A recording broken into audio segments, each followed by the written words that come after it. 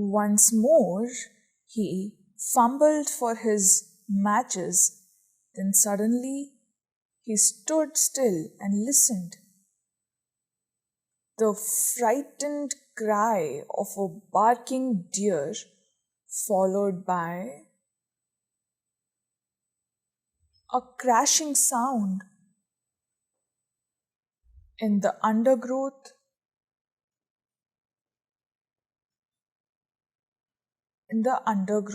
Made Baldio hurry. So that the shadows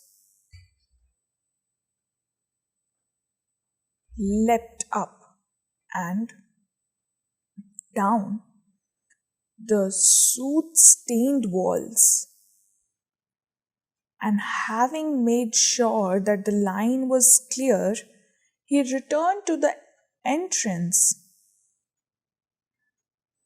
and sat down to wait for the mail train.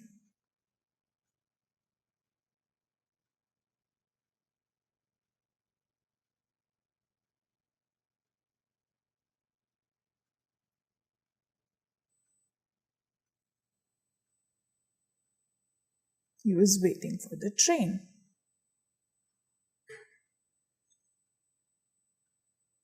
The train was late, sitting huddled up, almost dozing.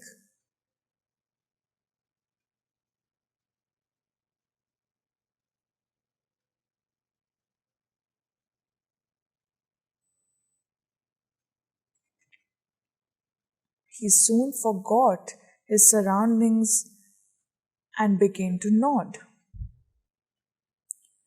Back in the hut, the trembling of ground told of an approach of train, and a low, distant rumble woke the boy, who sat up rubbing the sleep from his eyes.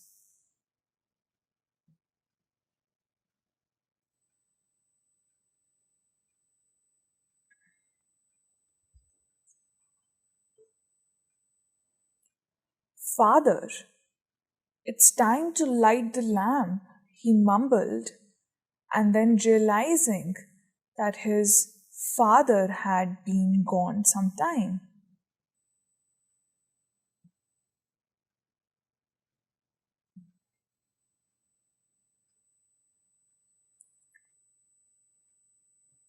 He lay down again, but he was wide awake now, waiting for the train to pass, waiting for his father's returning footsteps.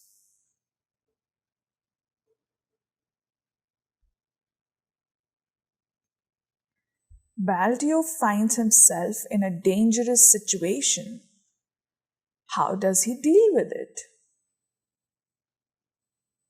Let's find out.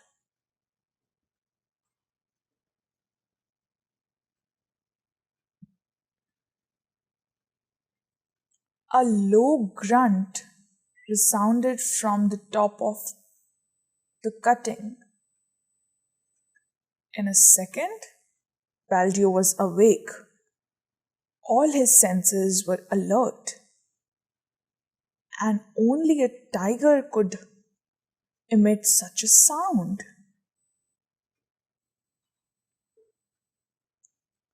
There was no shelter for Baldio,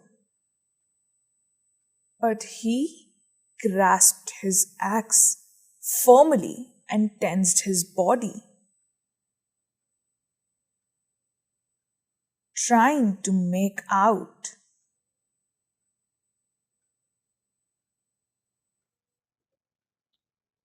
the direction from which the animal was approaching. For some time, there was only silence. Even the usual jungle noises seemed to have ceased altogether. Then a thump and the rattle of small stones announced that tiger had sprung into the cutting.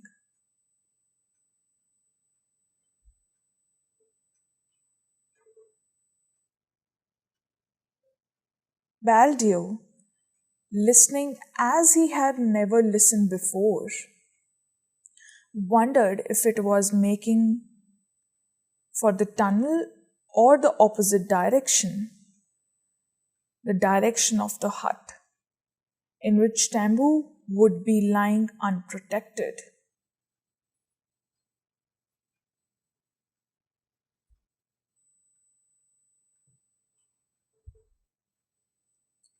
As you see in the slide, he did not have to wonder for long. Before a minute had passed, he made out the huge body of the tiger trotting steadily towards him. In eyes shone a brilliant green in the light from the signal lamp.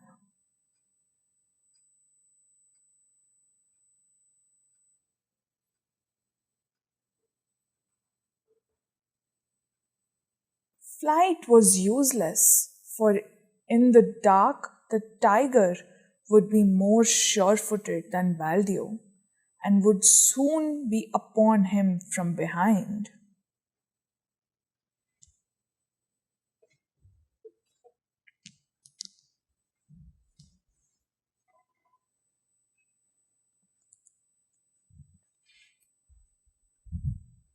Baldio stood with his back to the signal post. The tiger used to the ways of men, for it had been trained on them for years, came fearlessly.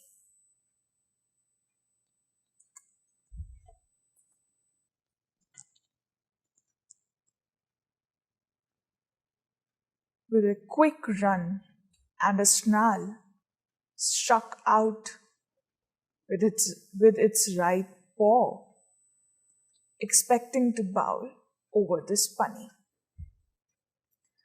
Baldio, however, was ready with a marvelously agile leap. He avoided the paw and brought his axe down to the animal's shoulder. The tiger gave a roar and attempted to close in.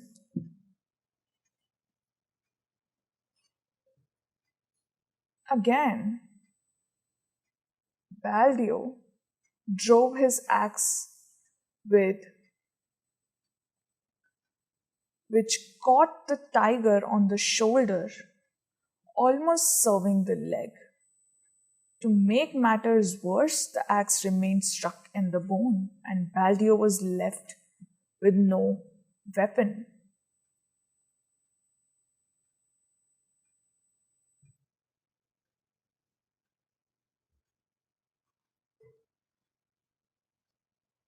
The tiger, roaring with pain, now sprung upon Baldio,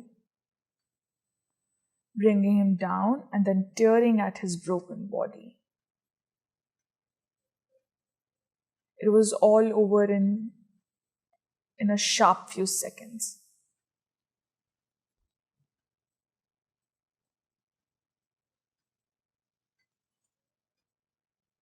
Baldio was conscious only of searing pain down his body, and then there was blackness and the night closed in him forever. It means he died. Baldio, the breadwinner of the family, was dead.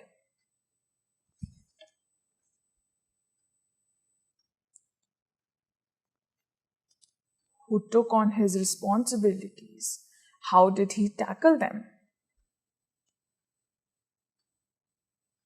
Let's find out.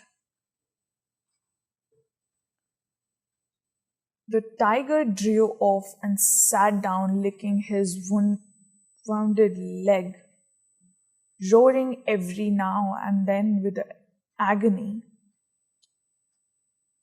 He did not notice the faint rumble that shook his earth, followed by an engine.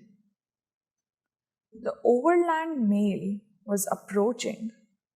Through the trees beyond the cutting as the train advanced, the glow of the furnace cloud be seen, and showers of sparks fell like Diwali lights over the forest.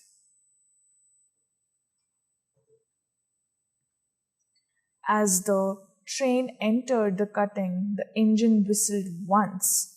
Loud and precisely, the tiger raised his head, then slowly got to his feet. He found himself trapped like a man. Flight along cutting was impossible. He entered the tunnel, running as fast as his wounded leg would carry him.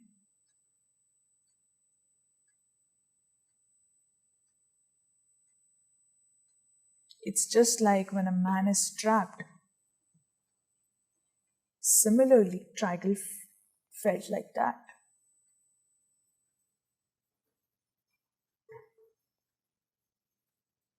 And then with a roar, with a shower of sparks, the train entered the yawning tunnel.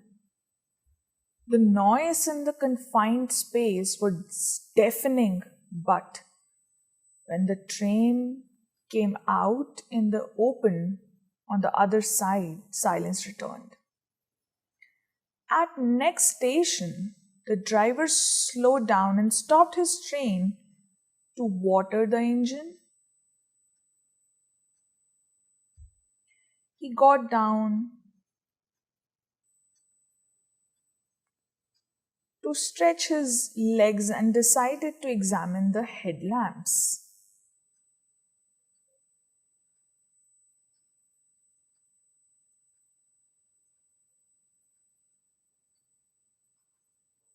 He received the surprise of his life.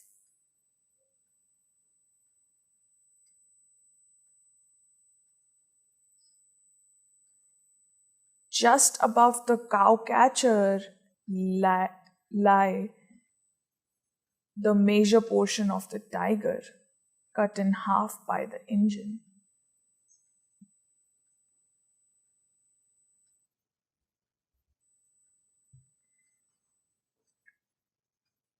There was considerable excitement and conjecture at the station, but back at cutting there was no sound except the sobs of boy as he sat beside the body of his father.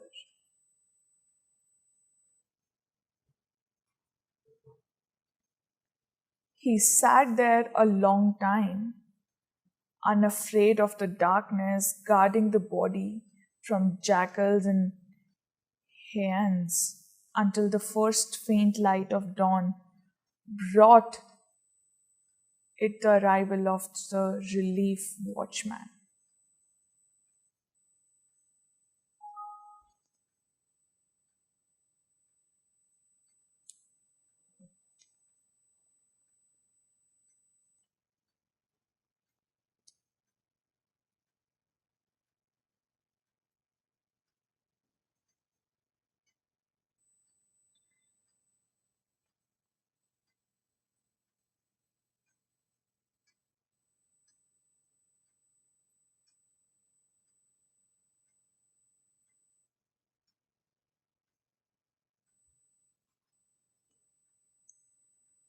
He sat down in the darkness, wait for the train, sang softly to himself.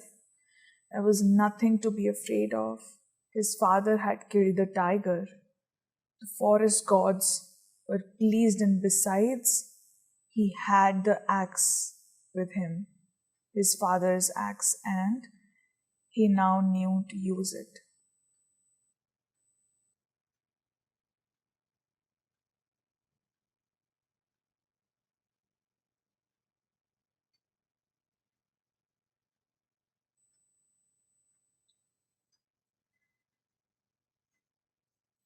I hope everything that I have taught you today You learnt well with the grammar and the lesson. I hope it interests you all. Thank you.